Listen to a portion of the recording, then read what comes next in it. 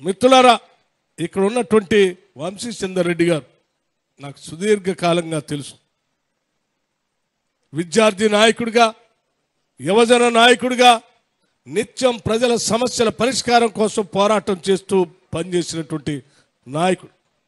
చిన్న వయసులోనే శాసనసభ్యుడు అయిన తర్వాత అఖిల భారత కాంగ్రెస్ కమిటీ అధ్యక్షుడి దగ్గర నుంచి మొదలు పెడితే మనందరి ప్రియతమ నాయకుడు రాహుల్ గాంధీ గారికి కానీ, సోనియా గాంధీ గారికి కానీ, మల్లికార్జున్ ఖర్గే గారికి కానీ దేశ వ్యవహారాల్లో కాంగ్రెస్ పార్టీ చేసేటువంటి కార్యక్రమాల్లో వారికి అండగా ఉంటూ నిత్యం కాంగ్రెస్ పార్టీ కోసం పనిచేస్తున్నటువంటి నాయకుడు వంశీచందర్ రెడ్డి గారు.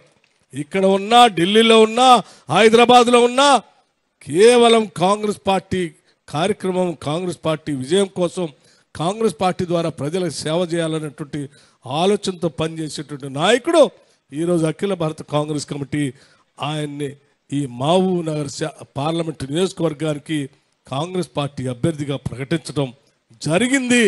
అలా ప్రకటించిన అభ్యర్థి అతను గెలవకముందే ఈరోజు రాష్ట్ర ప్రభుత్వం మీద ఒత్తిడి తీసుకొచ్చి ఇన్ని వందల కోట్ల రూపాయలు మహబూబ్ నగర్ పార్లమెంటు నియోజకవర్గానికి నిధులు తీసుకురావడం కోసం ప్రయత్నం చేస్తూ ఉన్నాడు.